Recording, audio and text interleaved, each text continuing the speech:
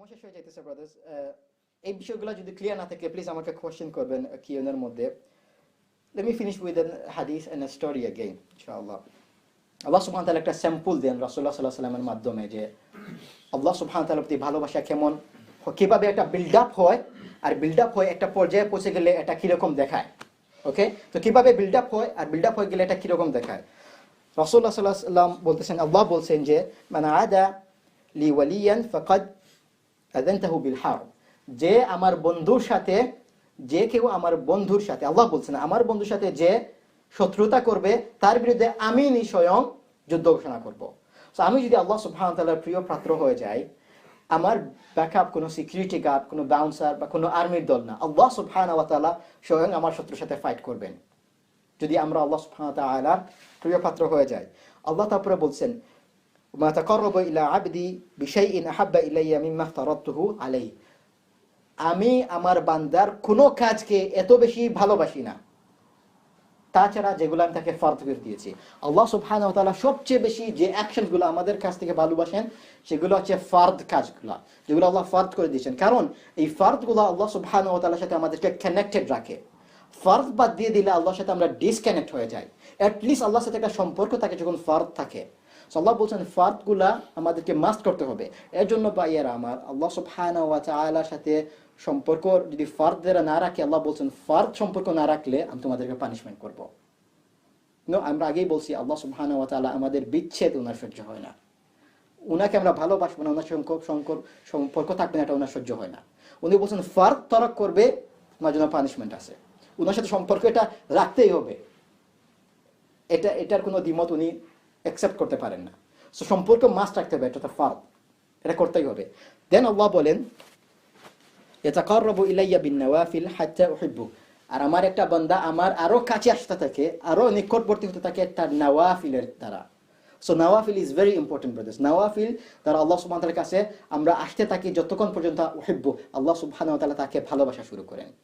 তারপর আল্লাহ কি বলেন, আল্লাহ বলেন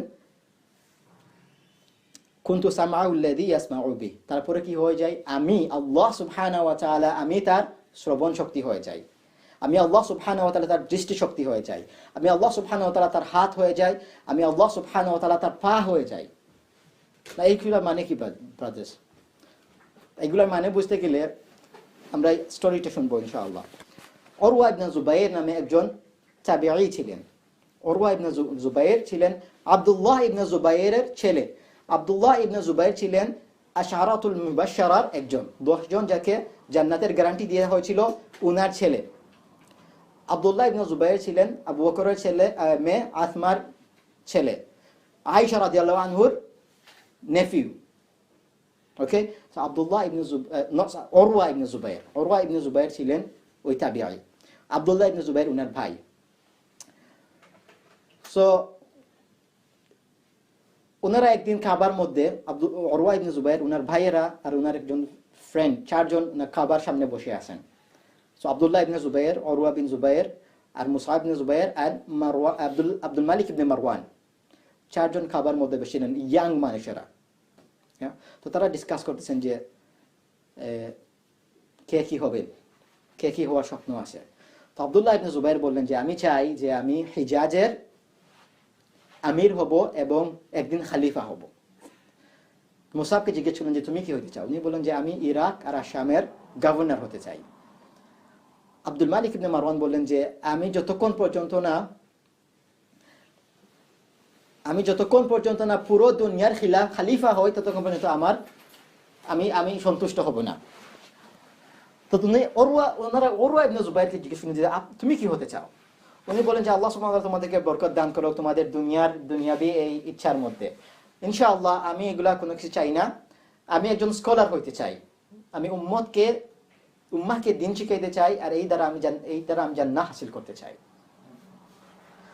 সো আমরা হিস্ট্রির মধ্যে দেখলে আব্দুল্লাহ ইবনে জুবাইর একবার উনি হিজাজের গভর্নর হয়েছিলেন, জীবনের এক পর্যায়ে উনি খালিফা হিসাবে উনি স্বীকৃতি পাইছিলেন। আর উনি যখন খালিফা হয়েছিলেন ওনার আরেক ভাইকে উনি ইরাক আর আসামের গভর্নর বানাইছিলেন। আব্দুল মালিক ইবনে মারওয়ান উনি সেই সময় পুরো দুনিয়া কি ছিলেন, ইসলামিক রাষ্ট্রের খালিফা হয়েছিলেন। কিন্তু উনি খালিফা হইতে আনফর্চুনেটলি উনার ওই দুই ভাইকে উনি হত্যা করতে হয়েছিল, উনার আর্মি ওদেরকে হত্যা করে। যে সময় এইগুলো সবগুলা চলতেছে, উরওয়া ইবনে জুবাইর উনি সব সাহাবাদের কাছ থেকে হাদিস শিখতেছেন। উনি একদিন বলেন যে উনার আন্টি, উনার খালা আয়েশা রাদিয়াল্লাহু আনহা যিনি সবচেয়ে বেশি হাদিস নারেট করছেন, উনি বলছেন যদি আয়েশা রাদিয়াল্লাহু আনহা মারা যান তাইলে উনার হাদিস একটাও লস্ট হবে না, কারণ এনার হাদিস সবগুলো আমি মুখস্থ করে ফেলেছি। উরওয়া ইবনে জুবাইর কে ওমর ইবনে আব্দুল আজিজ ওনাকে যখন গভর্নর নিয়োগ করা হয় মদিনার মধ্যে, উনি গভর্নর হিসেবে উরওয়া ইবনে জুবাইর এবং স্কলার্সকে ইনভাইট করেন কথা বলার জন্য। উরওয়া ইবনে জুবাইর তখন মদিনার মধ্যে 7 জন ফাকির মধ্যে টপ ফাকি হিসাবে, ফাকি স্কলার হিসাবে কনসিডার করা হইতো। তো উনি 10 জনের টপ স্কলারকে নিয়ে যান ওমর ইবনে আব্দুল আজিজকে দেখা করার জন্য। সো কথা হইতেছে উরওয়া ইবনে আব্দুল আজিজ, উরওয়া ইবনে জুবাইর উনি ছিলেন তখনকার সময় একজন টপ স্কলার। তো যাই হোক, যখন ওয়ালিদ বিন আব্দুল মালিক আল মারওয়ান ওনার বন্ধুর ছেলে যখন খালিফা ছিলেন, মালিক ইবনে মারওয়ানের ছেলে, তখন উনি কি করলেন, একদিন উরওয়া বিন জুবাইরকে ওনার প্রাসাদে দাওয়াত দিলেন, ইনভাইট করলেন। সো উরওয়া ইবনে জুবাইর উনি খালিফার দরবারে যাচ্ছেন, উনি সাথে করে ওনার ছেলে মুহাম্মদকে নিয়ে গেলেন। মুহাম্মদ ছিলেন ওনার 4 ছেলের সবচেয়ে বড় ছেলে। তো মুহাম্মদকে নিয়ে যখন উরওয়া বিন জুবাইর গেলেন খালিফার দরবারে, খালিফা দেখে বলেন সুবহানাল্লাহ, such a smart boy, how handsome this boy। এটা দেখেই বুঝে যে এটা কুরাইশের ছেলে, মানে ওনার 4 ছেলের মধ্যে উনি ছিলেন সবচেয়ে হ্যান্ডসাম সুন্দর ছেলে।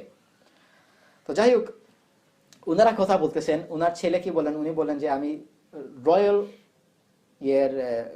বাদশার খালিফার ঘোড়াগুলার মধ্যে, তাজা ঘোড়াগুলার মধ্যে এই ঘোড়াগুলাকে দেখার ওনার ইন্টারেস্ট হইল। ইটস লাইক নতুন কারগুলা, ফেরারি কি আছে, ল্যাম্বরগিনি, এগুলা নতুন কারগুলার শখ করছে, উনি দেখবেন।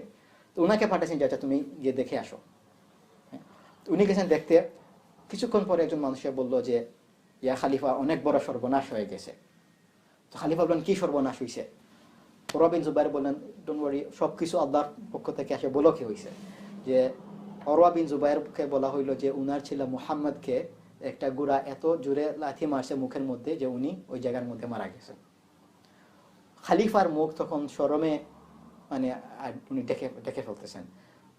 উরওয়া বিন জুবাইর বললেন সুবহানাল্লাহ, আলহামদুলিল্লাহ, আল্লাহ সুবহানাহু ওয়া তাআলা আমাদেরকে 4 ছেলে দিয়েছেন, একটা নিয়ে গেছেন, 3টা বাকি আছে, আলহামদুলিল্লাহ। ওনার সবচেয়ে বড় ছেলে, ওই সময়কার মধ্যে ছেলেই ছিল সবচেয়ে বড় হাতিয়ার, সম্পদ। উনি বলছেন এক ছেলে চলে গেছে, আলহামদুলিল্লাহ, বাকি 3টা আল্লাহ আমাকে দিয়েছেন। তো যাই হোক, অনেক দুঃখ ভারাক্রান্ত মনে উরওয়া বিন জুবাইর উনার ছেলের দাফন করলেন।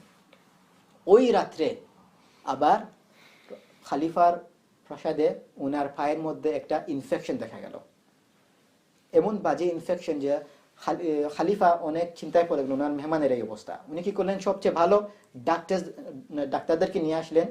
ডাক্তাররা পরামর্শ করে বললেন যে আপনার ইনফেকশন খুবই খারাপ, আপনার পা যদি আমরা না কাটি তাইলে আপনার পুরো বডিতে চলে যাবে, আপনি মারা যাবেন। উরওয়া ইবনে জুবাইর মাত্র ওনার বাচ্চাকে উনি দাফন করছেন, এখন ওনার পা কেটে, হঠাৎ করে ওনার পা কাটা যাবে। উরওয়া ইবনে জুবাইর এইগুলা প্ল্যান ছিল না, উনি এই প্ল্যান করে আসেন নাই। নাও উনি বলছেন ঠিক আছে, যেগুলা দরকার এগুলা করো। তো ডাক্তাররা কি করছেন, কিছু খামার এনে দিচ্ছেন, মদ এনে দিচ্ছেন ওনাকে। যে ওনারা বলছেন যে লোক আমাদের কাছে তো আপনাকে দেওয়ার জন্য কোনো অ্যানেস্থেটিক নাই, তো আপনার ব্যথা কমানোর জন্য আমরা আপনাকে এই শরাব দিতে পারি। উনি বলছেন সুবহানাল্লাহ, এটা একটা টেস্ট, আমার শরাব লাগবে না, আমি আল্লাহর নাম ধরে ধরে আমার অ্যানেস্থেটিকের ব্যবস্থা করে নেব। উনি বলছেন আমি লা ইলাহা ইল্লাল্লাহ বলবো, লা ইলাহা ইল্লাল্লাহ আমার পেইন থেকে আমাকে বাঁচাবে। তো উনার খালিফা কি করলেন, কিছু গার্ডকে নিয়ে আসলেন। উনি বললেন গার্ড দিয়ে কি হবে? তো ডাক্তাররা বললেন আপনার মাংস কেটে কেটে যখন আপনার হাড়ে যখন আমরা ধরবো, তখন যদি আপনি ব্যথায় নাড়াচাড়া করেন, তখন আপনাকে বেশি ব্যথাইতে পারেন, এর জন্য আমরা গার্ড লাগবে। সুবহানাল্লাহ, গার্ডের কি দরকার, আমি আল্লাহকে ডেকে ডেকে আমার পেইনকে সামলায় নেব। সো ডাক্তাররা আস্তে আস্তে উনার মাংস কাটা শুরু করলেন। উরওয়া ইবনে জুবাইর জোরে জোরে বলতে লাগলেন, লা ইলাহা ইল্লাল্লাহ, লা ইলাহা ইল্লাল্লাহ। সুবহানাল্লাহ ব্রাদার্স, আল্লাহ সুবহানাহু ওয়া তাআলার সাথে উনার এত পাওয়ারফুল সম্পর্ক যে লা ইলাহা ইল্লাল্লাহ বলে পায়ে কাটার মতো একটা জিনিস উনি সহ্য করতেছেন। তো ডাক্তাররা বলেন যখন মাংস কাটার সাথে সাথে উনার হাড়ের মধ্যে উনারা করাত দিয়ে কাটা শুরু করছেন, তখন উনি আর জ্ঞান ধরে রাখতে পারলেন না, উনি জ্ঞান হারায় ফেললেন। যখন ওনার জ্ঞান ফিরে আসলো, উনি আবার লা ইলাহা ইল্লাল্লাহ, লা ইলাহা ইল্লাল্লাহ বলা শুরু করলেন। তো উনি উঠে দেখলেন যে অপারেশন হয়ে গেছে। উনি জিজ্ঞেস করলেন, আমার পাটা কই? ডাক্তারদেরকে বললেন, আমার পাকে নিয়ে আসো। ওনারা পা নিয়ে আসলেন। দিস ইজ হোয়াট আমি আপনাদেরকে বলতে চাইছিলাম ব্রাদার্স। উরওয়া ইবনে জুবাইর ওনার পাকে হাতে নেন, নিয়ে ওই পায়ের মধ্যে চুমু খান, নিয়ে উনি বলেন যে আমি তোমাকে আজ পর্যন্ত এমন কোনো কাজে ব্যবহার করি নাই যেটা আল্লাহ সুবহানাহু ওয়া তাআলাকে ডিসপ্লিজ করে। আজ পর্যন্ত আমি তোমার উপরে আরোহণ করেছিলাম একমাত্র আল্লাহ সুবহানাহু ওয়া তাআলাকে খুশি করার জন্য। হাদিস যখন বলে এক সময় আসে যখন ওই বান্দার চোখ আমি হয়ে যাই, ওর কান আমি হয়ে যাই, পা আমি হয়ে যাই। This is what it means brothers. যখন আমরা দেখি ভালো ছাড়া কোনো জিনিস দেখি না। যার আল্লাহর সাথে সম্পর্ক নাই সে খারাপ জিনিস দেখলে খুব আরো ভালোবাসে, এটা তাকে অনেক তার ভিতরে তৃপ্তি দেয়। যার আল্লাহর সাথে সম্পর্ক সে খারাপ জিনিস দেখলে সে এটা ভালো লাগে না, সে উঠেছে খারাপ জিনিস শুনতে পারে না, সে খারাপ জিনিস শুনলে তার ইরিটেশন হয়। যার আল্লাহর সাথে সম্পর্ক নাই সে খারাপ জিনিসে ফাহিশা তার ভালো লাগে। যে হাত আল্লাহর হাত হয়ে গেছে সেই হাত হারাম করতে পারে না, সেই পা হারাম করতে পারে না। উরওয়া ইবনে জুবাইর ওই পাকে বলেন যে তোমরা একে গোসল করাও, একে মুসলমানের কবরস্থানে দাফন দাও। এটা হচ্ছে আল্লাহ সুবহানাহু ওয়া তাআলা আমাদের হাত পা আমাদের কান শ্রবণ হয়ে যাওয়া। উরওয়া ইবনে জুবাইর যখন ওনার ঘরে চলে যান, ওনার ফ্যামিলিতে যান, ওনার স্কলার্স যারা অনেক স্কলার্সরা আসতেন ওনাকে দেখার জন্য, এত বড় মুসিবত হয়েছে। একজন স্কলার ছিলেন, ওনার নাম ছিল ঈসা ইবনে তালহা।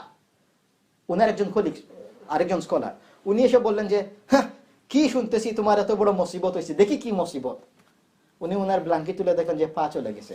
উনি বলছেন আলহামদুলিল্লাহ, একটা মুসিবত হইলো, তোমাকে তো আমরা রেসলার বানাবার জন্য দরকার নাই, তুমি একজন স্কলার, আল্লাহ তোমাকে তোমার জ্ঞান দিয়েছেন, এই জন্য তোমাকে আমার দরকার। আল্লাহ এখনো চোখ দিয়েছেন, এখনো চোখ আছে, এখনো হাত আছে, 2 পা ছিল 1 পা চলে গেছে, 1 পা এখনো আছে, এটার জন্য চিন্তা করার কোনো ব্যাপার আছে? উরওয়া ইবনে জুবাইর বললেন, সুবহানাল্লাহ, তোমার মতো ফ্রেন্ড আমার আর কেউ নাই। এই পার্সপেক্টিভ, এই মাইন্ডসেট, এই মেন্টালিটি, এই চিন্তা ভাবনা থেকে কেউ আমাকে এখনো পর্যন্ত একটা কথা বলে নাই, তুমি যে রিমাইন্ডার আমাকে দিলে। সুবহানাল্লাহ brothers, this is the mindset. আজকে আমাদের এই মাইন্ডসেট নাই।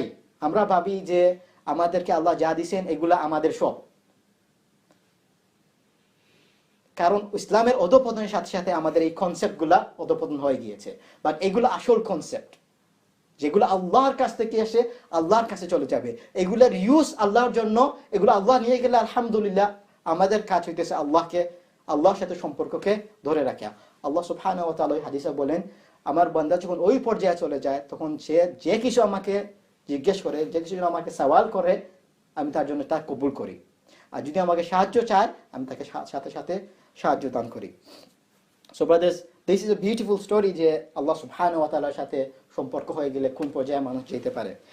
আমরা কনক্লুশনে বলবো যে এটা বোঝা দরকার যে আল্লাহ সুবহানাহু ওয়া তাআলার সাথে সম্পর্ক ছাড়া বাকি সকল সম্পর্ক নকল।